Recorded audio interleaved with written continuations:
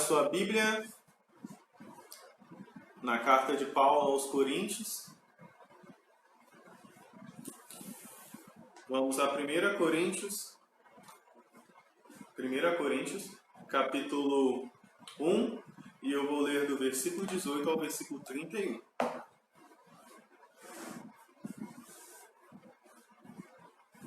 Primeira Coríntios, capítulo 1, do versículo 18 ao versículo 31.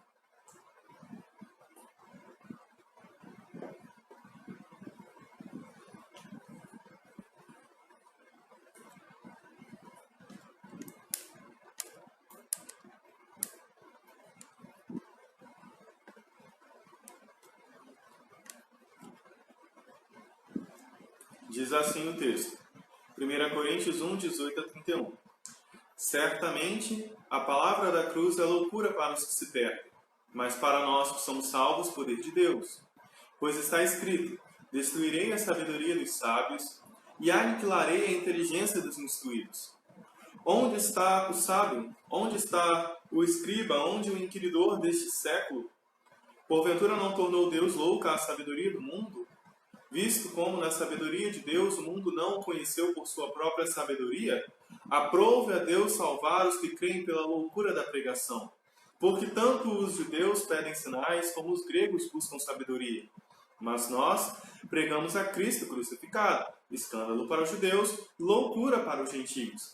Mas para os que foram chamados, tanto judeus como gregos, pregamos a Cristo, poder de Deus e sabedoria de Deus. Porque a loucura de Deus é mais sábia do que os homens, e a fraqueza de Deus é mais forte do que os homens. Irmãos, reparai, pois, na vossa vocação, visto que não foram chamados muitos sábios segundo a carne, nem muitos poderosos, nem muitos de nobre nascimento, pelo contrário, Deus escolheu as coisas loucas do mundo para envergonhar os sábios, e escolheu as coisas fracas do mundo para envergonhar as fortes. E Deus escolheu as coisas humildes do mundo e as desprezadas, e aquelas que não são, para reduzir a nada as que são, a fim de que ninguém se vanglorie na presença de Deus. Mas vós sois dele, em Cristo Jesus, o qual se tornou da parte de Deus sabedoria e justiça e santificação e redenção, para que, como está escrito, aquele que se gloria, glorie-se no Senhor.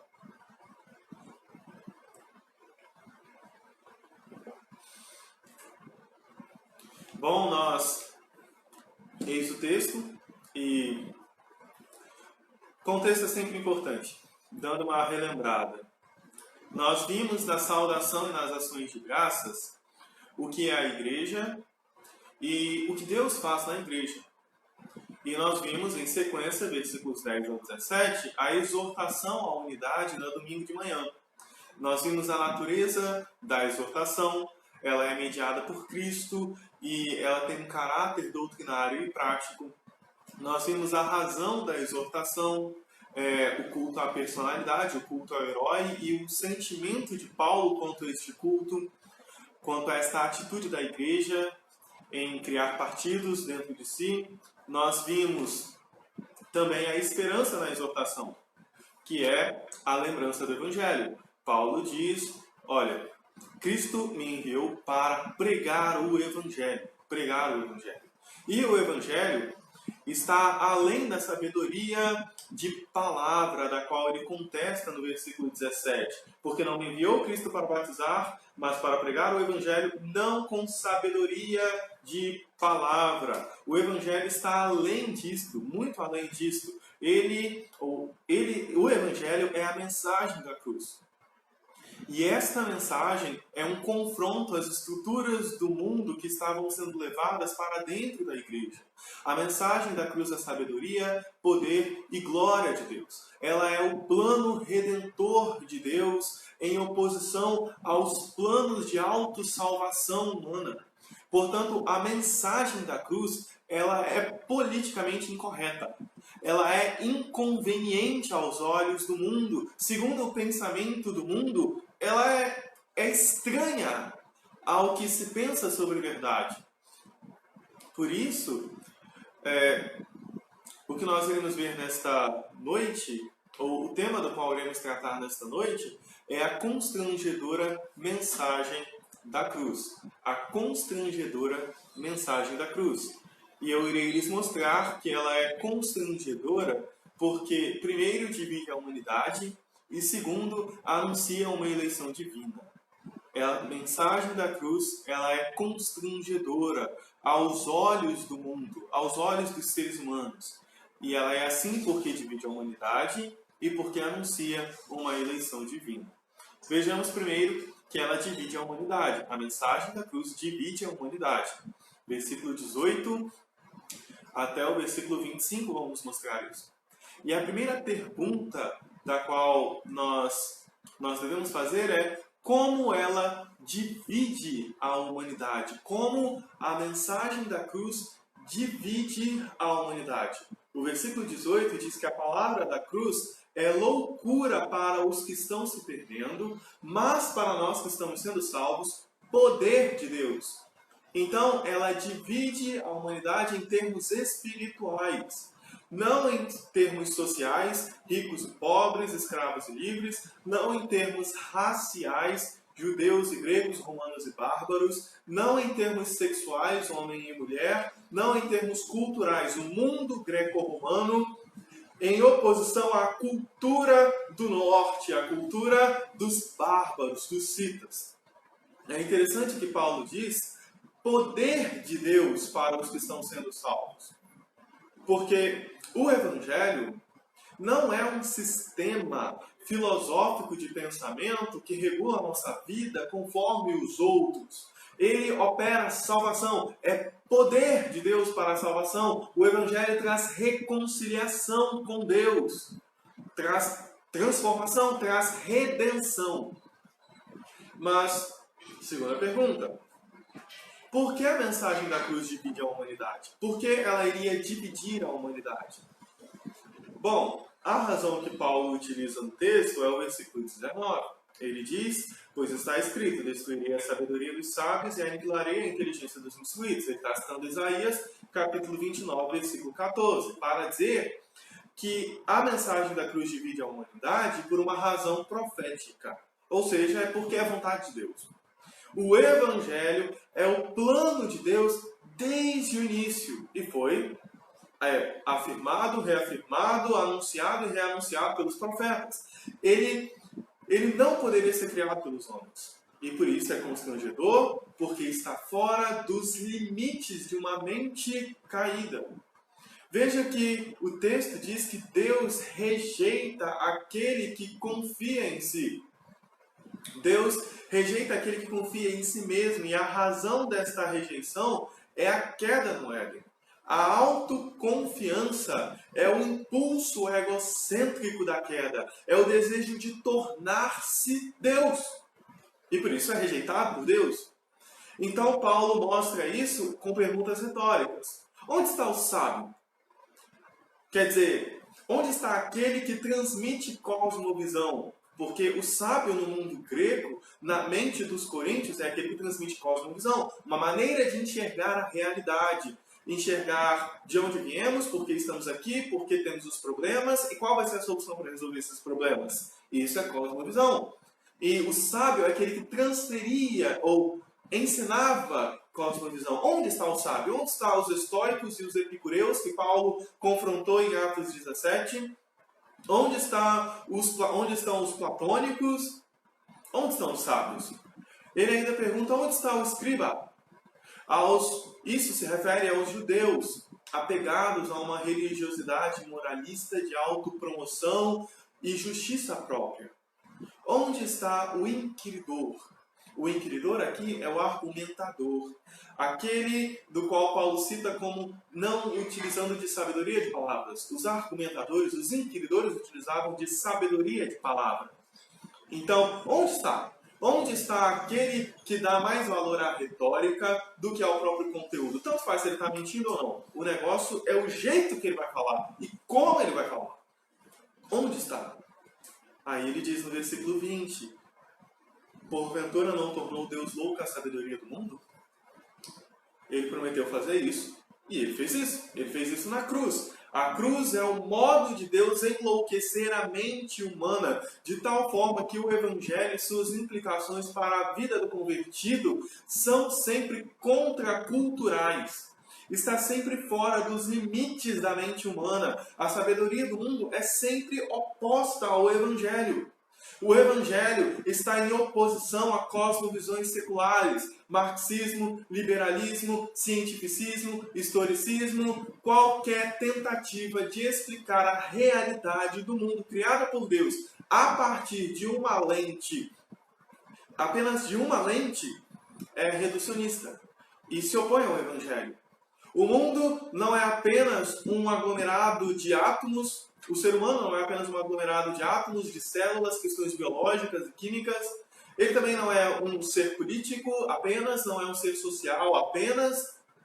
Ele é um ser humano criado por Deus. Então, ele está além da forma como os seres humanos conseguem enxergar o mundo. O Evangelho está além disso. O Evangelho se opõe também ao moralismo, à justiça própria. Porque o Evangelho fala sobre graça de Deus para com pecadores, e não de pecadores conquistarem o favor de Deus. O Evangelho também se opõe à mentira, porque o Evangelho é a verdade de Deus. Por consequência, ele sempre se oporá à mentira, ele sempre estará contra a mentira. Então, até que Cristo volte, sempre existirão salvos e não salvos. E isto era a propósito de Deus, porque a salvação faz com que um perdido torne-se salvo. Ele deixou de ser perdido. Isso é algo natural. Mas surge uma terceira pergunta. Como a mensagem da cruz opera esta salvação? O versículo 21 diz: visto como na sabedoria de Deus o mundo não o conheceu por sua própria sabedoria, aprove a Deus salvar os que creem pela loucura do que é pregado. E não pela loucura da pregação, mas pela loucura do que é pregado. Por causa do conteúdo, por causa da mensagem da cruz.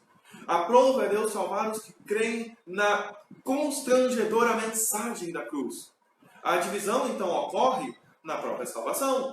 Deus determinou em sua sabedoria eterna que todo aquele que cresce em Cristo seria salvo. Mas o mundo não conheceu a Deus pela sua própria sabedoria e nem sequer poderia. É o mesmo que dizer que eles não entendem o Evangelho e se recusam a entender. E por causa disso recusam a Deus, recusam a própria sabedoria de Deus. Paulo diz o seguinte, 1 Coríntios 2,14. Ora, o homem natural não aceita as coisas do Espírito de Deus porque eles são loucura. E não pode entendê-las porque elas se discernem espiritualmente. Vamos ver isso na prática. Versículo 22, 23 e 25. Dizem o seguinte: portanto, os judeus pedem sinais. Eles precisam de sinais para saber se o negócio é verdade ou não. Quanto como os gregos buscam sabedoria. Mas nós pregamos a Cristo crucificado. É o que eu tenho para dar para eles. Sabe? Paulo disse, porque decidi nada saber entre vós, senão a Jesus Cristo este crucificado. É isso que eu tenho para dar ao mundo. Eu fui chamado para pregar o Evangelho. Só que o que é o Evangelho para os judeus e para os gentios? Diz o texto, mas nós pregamos a Cristo crucificado. E este Cristo crucificado é escândalo para os judeus e loucura para os gentios. O que ele conclui? Versículo 25. Porque a loucura de Deus, quer dizer, Cristo crucificado, é mais sábia do que os homens. E a fraqueza de Deus, porque é escândalo para os homens, novamente, Cristo crucificado, é mais forte do que os homens. Então, o grupo dos perdidos, segundo esses textos, esses versículos que lemos, que é o grupo dos mortos espiritualmente, é formado basicamente, pode ser dividido basicamente em duas partes, o grupo de perdidos, entre judeus e gregos. O que eles simbolizam? Judeus, os religiosos, moralistas, que buscam justiça própria, é o irmão mais velho da parábola do pai pródigo, lá em Lucas. Eles veem fraqueza na cruz, por isso é escândalo. Mas a fraqueza de Deus é Cristo crucificado. Como podem rejeitar Cristo crucificado? Rejeitar Cristo crucificado é rejeitar a salvação. Os gregos, por sua vez, são os sábios que rejeitam a cruz em favor de suas próprias visões de mundo. Eles veem loucura na cruz. Pensa da seguinte forma: como que você acha que em um debate político, algum assunto qualquer, uma pauta qualquer, tem as pessoas debatendo, dois debatedores em um programa de televisão, e um utiliza-se do trinômio criação, queda, redenção, que é a história bíblica, a verdadeira forma de enxergar o mundo criado por Deus. Ele utiliza-se disso, criação, queda e redenção, do Evangelho, para explicar este aspecto. O que você acha que o outro debatedor iria pensar? Loucura! Não faz o menor sentido. Por que está falando disso na televisão? Isso é loucura. Isso tem que ser falado em casa ou na igreja, tudo bem. Mas aqui na televisão é loucura, né? Mas a loucura de Deus é Cristo crucificado. Então, rejeitaram o próprio Cristo. Rejeitam a sabedoria de Deus. Mas e os salvos? Versículo 24. Os salvos são os chamados por Deus que encontram em Cristo a sabedoria e o poder de Deus.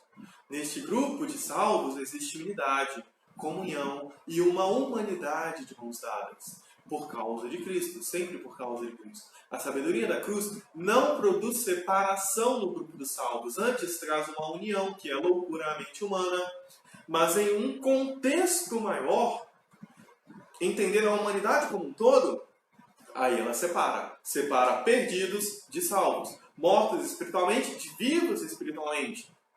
E como a salvação então pode ser constrangedora? Por que seria isso constrangedora? Por que a mensagem da cruz seria constrangedora? Bom, os religiosos e os sábios de plantão da nossa época não acreditam estarem perdidos. Ou você acha que eles acreditam? Como você acha que eles reagiriam se você dissesse para eles que eles estão perdidos se não depositarem sua confiança na justiça de Cristo? Acha mesmo que eles acham que estão perdidos? Que eles creem que de fato estão perdidos? Quem dera a Deus pudessem acreditar que de fato estão perdidos. Por isso é constrangedora. É constrangedora a mente humana. Uma mensagem que eles dizem que estão perdidos. Então, a constrangedora mensagem da cruz. Ela é constrangedora em primeiro lugar porque divide a humanidade. Em segundo lugar, porque anuncia a eleição divina. Versículo 26 ao 31. Primeira pergunta: como ela anuncia a eleição divina? O versículo 26 começa dizendo: irmãos, reparai na vossa vocação. Seria o mesmo que estar traduzido: irmãos, reparai no vosso chamado. E isso traz à mente uma doutrina específica que é chamado eficaz. É o chamado de Deus no coração do pecador, dando-lhe vida, chamando a existência, chamando a nova existência, chamando a vida.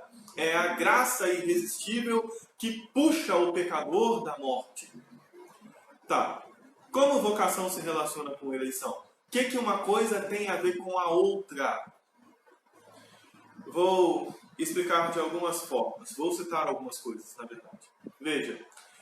Confissão de Fé de Westminster, capítulo 10, artigo 1º, da vocação eficaz, diz o seguinte: todos aqueles que Deus predestinou para a vida, e só esses é ele servido, no tempo por ele determinado e aceito, chamar eficazmente pela sua palavra e pelo seu Espírito, tirando-os por Jesus Cristo daquele estado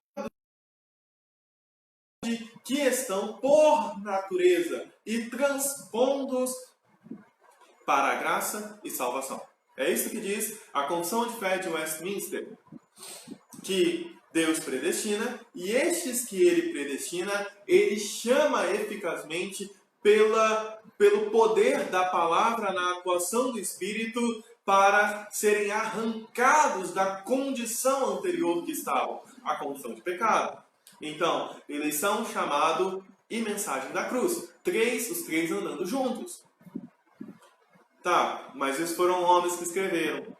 Eu nunca ouvi falar de Confissão de Fé de Westminster, ou se ouvi, eu já ouvi. Eu sei que foram homens que escreveram, eu sei que eles eram muito piedosos, que eram muito inteligentes, muito capacitados, mas ainda assim foram homens que escreveram. Ok? Palavra de Deus. Romanos capítulo 8, versículo 30.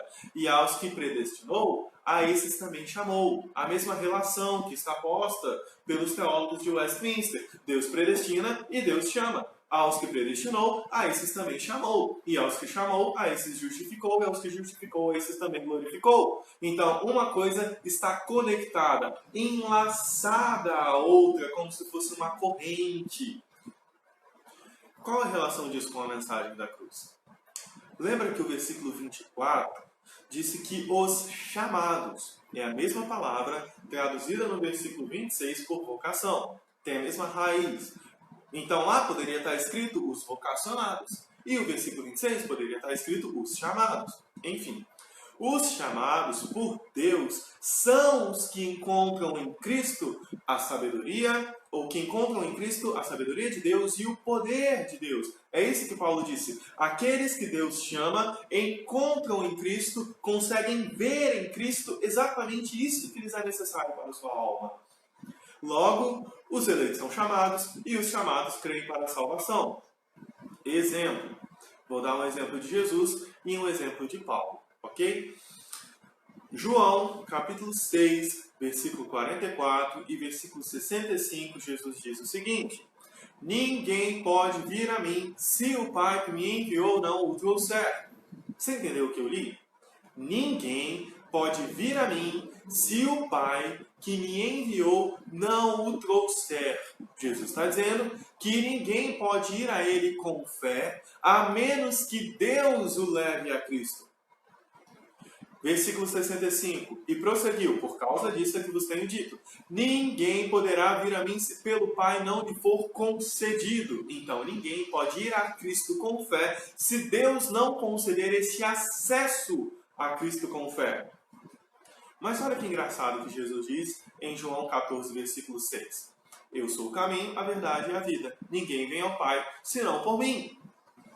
Se você parar e pensar, a princípio, parece que os textos estão se debatendo, estão em choque. Porque primeiro, Jesus disse que ninguém pode ir a Ele se o Pai o não levar. Se Deus não levar esse pecador a Ele. Agora ele está dizendo que ninguém pode ir a Deus se esse pecador não for a Cristo. Não passar pelo caminho que é Cristo, ou não assumir a convicção de que Cristo é a verdade, ou não tomar para si, ou se não tomar para si a vida de Cristo nele. A aparente contradição é sempre explicada pela união e pela vontade de Deus para com o pecador. A vontade de Deus em prover reconciliação do pecador para consigo faz com que Ele mesmo crie todo o processo pelo qual este pecador será salvo. Deus está tão disposto a salvar pecadores para a sua glória e por amor incondicional que Ele os elege, Ele os chama, Ele os dá condição para que creiam, porque quando crerão, então os céus ou as portas dos céus serão abertas para eles. Deus mesmo concede ao pecador aquilo que lhe é necessário para que seja salvo. Atos capítulo 18, versículo 9 e 10. Paulo está na cidade de Corinto. Aqui, para quem está escrevendo, está lá na cidade de Corinto e ele queria ir embora. Por que ele queria ir embora? Porque ele pregou, ninguém ouviu e ele ainda estava sendo perseguido. Conclusão, é melhor eu ir embora, porque eu não vou ficar aqui sendo maltratado. Aí Deus foi até Paulo em visão e disse: não temas, pelo contrário, fala e não te cales. O que Paulo testemunha aos coríntios em carta? Porque decidi em nada saber entre vós senão a Cristo e este crucificado. Porque Cristo me enviou não para batizar, mas para pregar o Evangelho. Foi o que Cristo falou para ele: fala e não te cales. prega a palavra. Insta, quer seja oportuno ou não, prega a palavra. Prega o evangelho. Pregue a Cristo crucificado. Porquanto eu estou contigo, e ninguém ousará fazer-te mal, pois tenho muito povo nesta cidade. Para e pensa no texto. Como que tem muito povo na cidade se Paulo queria ir embora porque ninguém se converteu? Bom, é porque Deus está falando que tem eleitos nessa cidade que ele vai chamar enquanto Paulo estiver pregando o evangelho. O negócio não vai acontecer num estalar de dedos, como mágica, um abracadabra ou coisa parecida. Vai acontecer do jeito que Deus diz que tem que acontecer, por meio da pregação da palavra. Então, esses textos unidos relacionam eleição, chamado e a fé em Cristo, e a mensagem da cruz.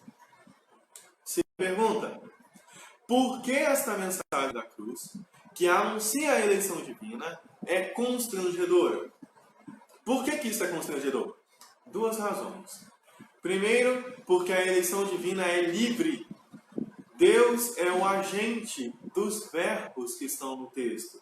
Por 3 vezes, no original, na sua Bíblia vai aparecer, se você está usando a Almeida Revista Atualizada, vai aparecer 2 vezes Deus escolheu.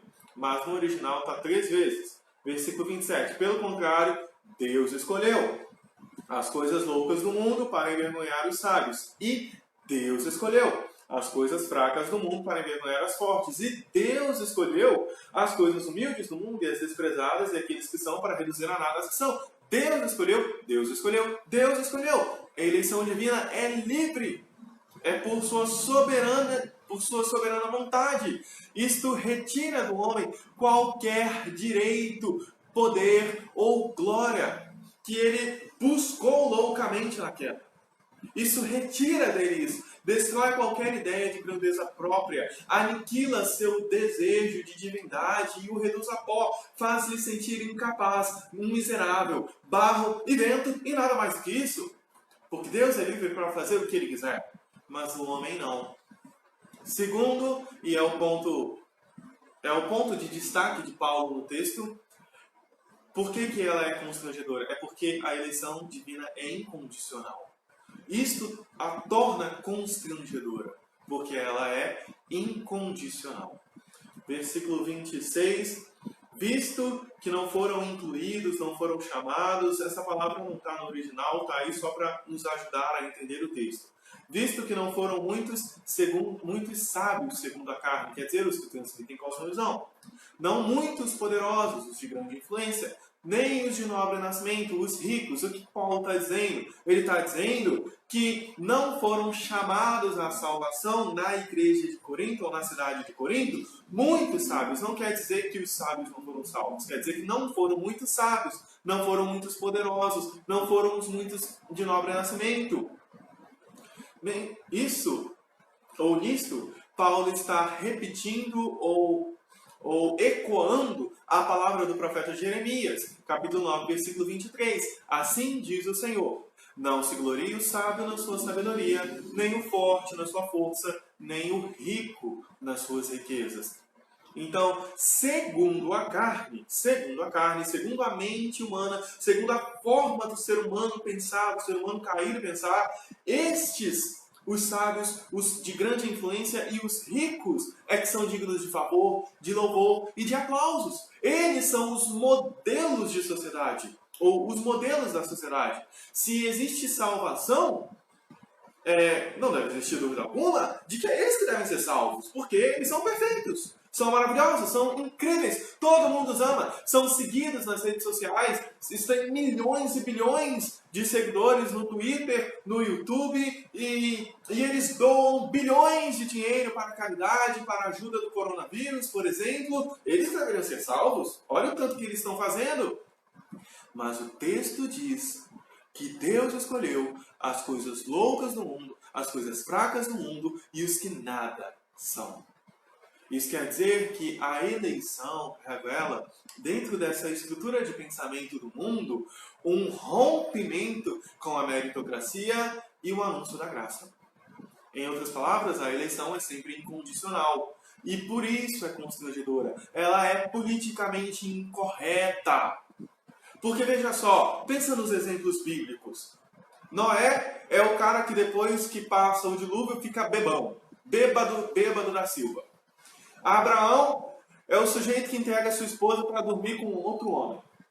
Jacó é o enganador e louco, absurdamente louco de desejo sexual por Raquel.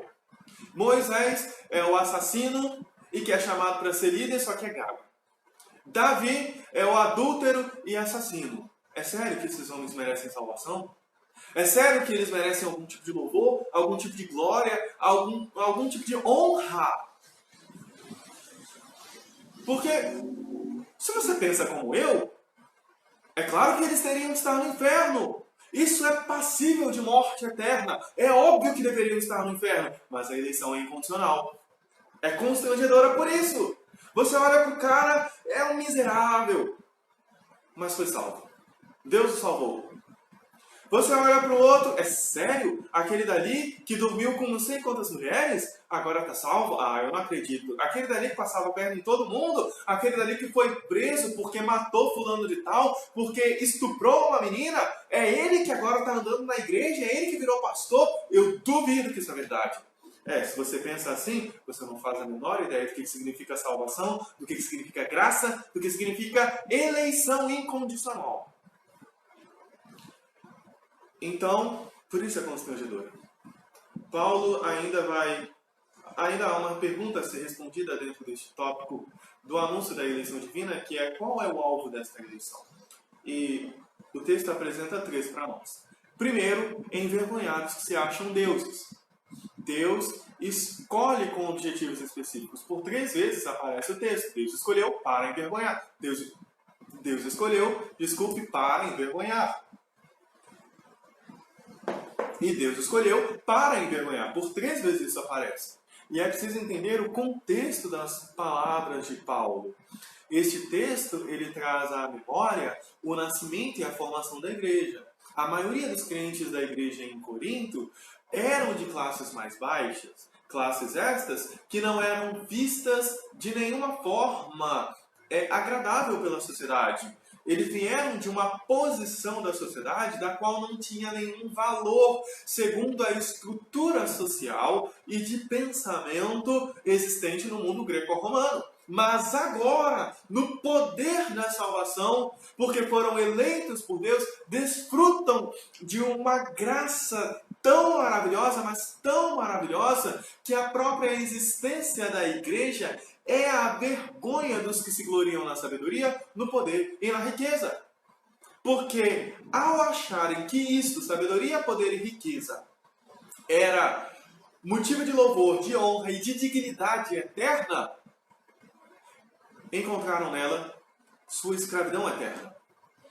Porque Deus os envergonha, salvando aqueles que eles dizem que nada são.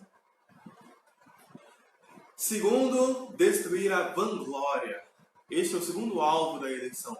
Destruir a vanglória. O versículo 29 diz: a fim de que ninguém se vanglorie na presença de Deus. Então, sendo a eleição incondicional, ela exclui o louvor a si mesmo. Esta doutrina certamente é aquela que nos faz olhar para Deus com tamanha dependência que apenas Deus pode ser aquele que supre essa dependência. Ela nos coloca em estado de impotência, porque nos faz reconhecer nossa miserabilidade e impossibilidade de obtermos qualquer bem espiritual fora da vontade de Deus.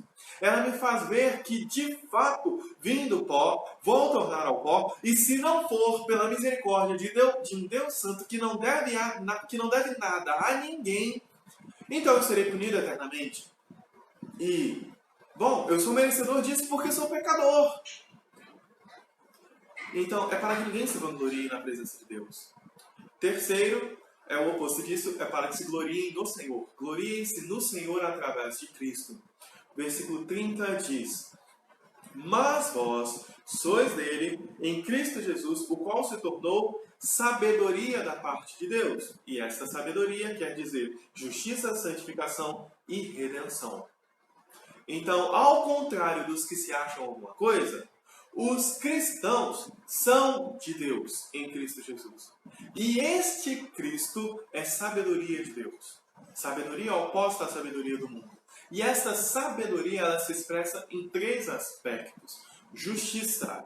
Quer dizer que Cristo agora é para nós nossa justiça, nossos méritos. Eu não tenho mérito algum. Eu sou miserável, sou pecador, eu erro todos os dias. Todos os dias eu dou razões, inúmeras razões a Deus para me lançar no inferno. Só que agora Cristo é a minha sabedoria, Cristo é a minha justiça. Então, os meus méritos não contam neste pacote da salvação ou nesta obra da salvação sobre minha vida, mas os méritos de Cristo. Ele é bom o suficiente para Deus.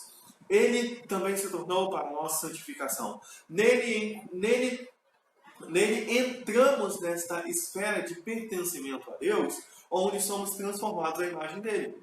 Então, ok, eu não tenho méritos algum, mas ele está me transformando para que eu fique parecido com ele. Eu sei que isso não vai contar para a minha salvação, mas é a minha alegria eterna, porque faz parte do projeto de Deus. Que eu encontre plenitude e alegria eterna em Deus. E eu só vou encontrar isso quando este pecado do meu coração, ou quanto mais este pecado do coração for arrancado de mim. E ele se tornou da parte de Deus para a nossa redenção. Quer dizer que ele é a nossa libertação, ele é o nosso pagamento. Ele é exatamente aquilo que nós precisávamos para comprar uma entrada no céu.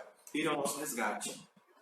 Ele é a misericórdia e a justiça de Deus revelada aos homens em plenitude. Ele é a sabedoria de Deus, ele é o cumprimento de Jeremias 9:24. Mas o que se gloriar, glorie-se nisso, em me conhecer e saber que eu sou o Senhor e faço misericórdia, juízos e justiça na terra. Porque destas coisas me agradam, diz o Senhor. A glória do cristão não é um império pequeno dentro de uma igreja, de uma casa, do trabalho ou de um quarto dentro de uma casa. Ela é Cristo. É conhecer a Cristo e se relacionar com Deus por meio de Cristo. Não precisamos seguir um modelo de sabedoria, poder e riqueza do mundo. Um modelo secular de sabedoria, poder e riqueza. Nós temos Cristo. Isso basta. É tudo o que precisamos. A mensagem da cruz é sobre este Cristo crucificado, que se tornou para mim e você a sabedoria de Deus que enlouquece a mente humana. É sobre Cristo que se tornou para mim e você tudo o que precisamos. Justiça, santificação e redenção. Por meio dele encontramos a verdadeira alegria e a verdadeira satisfação. Quer dizer, então, que este Jesus Cristo ele sempre será suficiente. Nós não precisamos do que o mundo tem a dizer. Cristo é suficiente. Em resumo, estamos quase acabando, em resumo, nós vimos como tema a constrangedora mensagem da cruz. E eu lhes mostrei que ela é constrangedora porque divide a humanidade e anuncia a eleição divina. Essa divisão da humanidade em termos espirituais e a eleição divina de forma livre e incondicional é loucura para a mente humana. Eles não entendem, não. Mas é o poder de Deus que vai fazê-los entender. Mas, em aplicação, precisamos lembrar que nós estamos salvando a unidade. Paulo falou estas palavras que nós estudamos esta noite em um contexto, em um bloco, do qual ele está resolvendo um problema de unidade, um problema de comunhão. Eu sou de Paulo, eu sou de Cristo, eu sou de Pedro, eu sou de Apolo, problema de partido, de intriga dentro da igreja. Então, o que esse texto tem a contribuir com a comunhão da igreja? Para nós salvarmos a unidade nesses dias em que estamos tão separados fisicamente. Primeiro, eu vou dizer duas coisas. Primeiro, que a sabedoria do mundo sempre será inimiga da comunhão cristã. A sabedoria do mundo sempre será inimiga da comunhão cristã. E por que ela sempre será inimiga da comunhão cristã? Porque, primeiro, a sabedoria do mundo divide a humanidade em termos não cristãos. Ela divide a humanidade em termos raciais, sexuais, culturais e sociais. O que acontece quando esta sabedoria, que divide a humanidade em termos não cristãos, penetra na igreja? Ela divide a comunhão, naturalmente. É isso que ela vai fazer. Uma igreja não vai conseguir se relacionar com a outra em comunhão por causa de cultura, por causa de estruturas sociais. Vamos ter sempre uma igreja muito homogênea socialmente ou culturalmente, porque as pessoas não conseguem se dar bem e elas acham que é certo isso, que é certo separar as pessoas em raça, em culturas, em estruturas sociais. Acabamos com a comunhão da igreja, destruímos a comunhão do corpo. Acaso Cristo está dividido? Para muitos está, porque não conseguem enxergar isto. Então, até os próprios crentes dentro da igreja criam os seus próprios grupos conforme estruturas sociais, conforme culturas. Não conseguem se relacionar entre si da forma mais unida, daquilo que a ideia de corpo exige. A sabedoria do mundo será sempre inimiga da comunhão cristã, também porque a sabedoria do mundo atribui valor às pessoas em termos não cristãos. Primeiro, porque ela divide a humanidade em termos não cristãos. Segundo, porque ela atribui valor às pessoas em termos não cristãos. Como, segundo este texto, a humanidade atribui valor às pessoas? Sabedoria, influência e riqueza. Se você é rico, você é importante. Se você é influente, tem poder, você é importante. Se você tem títulos, você é importante. Mas o Evangelho coloca cada coisa, cada aspecto deste no seu devido lugar, para que isto não seja a coisa mais importante dentro da comunhão da igreja. Não quer dizer que você não tem que ser capaz o suficiente para exercer alguma função dentro da igreja. Quer dizer que, na maioria das vezes, o que determina se a pessoa é rica, se ela é influente na sociedade ou se ela tem títulos. Não tem a ver com a comunhão que ela tem com Deus, com a piedade, com o caráter cristão, com a santidade. Nunca tem a ver com isso. Sempre tem a ver com o bolso, com a influência e com os títulos. Pensando em igreja presbiteriana, isso é terrível. É a morte e a miséria da igreja presbiteriana. Porque ela tem em sua estrutura a maioria dos presbíteros eleitos por riqueza, influência e títulos. Nunca por caráter cristão, nunca porque são crentes de verdade, porque amam a Deus, porque foram chamados para pastorearem a igreja, porque se importam com o corpo de Cristo, porque meditam na palavra de Deus dia e noite. Nunca por causa disso, é sempre por dinheiro, influência e sabedoria. Sabe o que isso se chama? Sabedoria humana. Não tem a ver com Cristo, não tem nada a ver com Cristo ou com a igreja de Cristo. E tem gente que acha que isso é bênção. Neste contexto, não é bênção. É um peso para a igreja e para a vida da pessoa. Pense no que Paulo está tratando na igreja. Eu sou de Paulo, eu sou de Apolo, eu sou de Cristo, eu sou de Pedro. O que você acha que tem em cada grupo desse? Uma pessoa influente? O que você acha que uma pessoa influente necessariamente tem para se tornar influente? Talvez títulos, talvez riqueza. A sabedoria do mundo sempre será inimiga da comunhão cristã. E, bom, a terceira razão é porque a sabedoria do mundo é em si mesma anticristã. As outras duas anunciam isso, mas a lógica final é essa. Ela é em si mesma anticristã e acabou. Não tem como uma coisa se encaixar com a outra. Pense, compreenda, enxergue, abre o seu olho para os muitos problemas que a política traz para dentro da igreja. A política, em seus termos, sempre é moldada por muitos aspectos de sabedoria humana. Então, ela é dividida em grupos conforme a sabedoria humana acha melhor. Então, você tem marxismo e liberalismo, você tem direita e esquerda. Quando todas essas coisas começam a dar maior influenciamento do cristão, ele passa a não se relacionar com outros cristãos de uma forma correta, porque eles não pensam igual a ele por causa da sabedoria do mundo, por causa de uma posição política. O cristão é aquele que deveria estar acima de todas essas coisas e retirar pérolas, seja de qualquer lugar que for, porque eles ainda podem falar a verdade em certos contextos, mas eles deveriam estar retirando pérolas. Mas o que a gente sempre vê é que eles estão abaixo disso, estão sempre sendo influenciados por um lado ou pelo outro. Só que estes dois lados são anticristãos em essência. Não quer dizer que não falem a verdade, mas quer dizer que não possam falar alguma verdade. Quer dizer que não refletem uma estrutura cristã de entender a realidade. Não são fruto da sabedoria de Deus. São fruto da sabedoria humana. A sabedoria de Deus é criação, queda e redenção. Nenhum deles acredita nisso. Por que acha que eles são mais sábios que Deus? Pense sobre isso. A sabedoria do mundo sempre será inimiga da comunhão cristã. E por fim, a comunhão depende da convicção de que Cristo é tudo o que precisamos. Isso acaba sendo o oposto do primeiro, mas é importante você entender isso.